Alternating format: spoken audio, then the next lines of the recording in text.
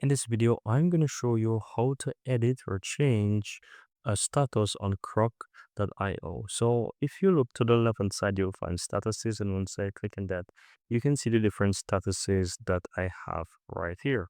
And so you can always go ahead and click on different status to see what's there. Now, if you ever want to create a new status or to change a current status, all you have to do is to click on the workspace in the upper left and click on settings. From here, you want to go over to statuses, as you can see in the upper right, and here you have the different statuses. The one status that you're not able to change is the no status. That's there by default, can't be changed.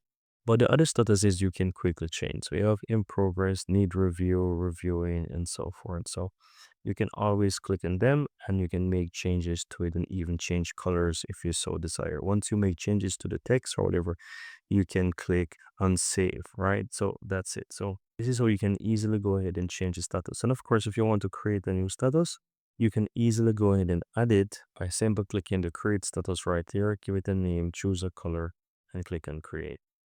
So that's pretty much it. And that's how you can easily go ahead and edit your status on Proc.io.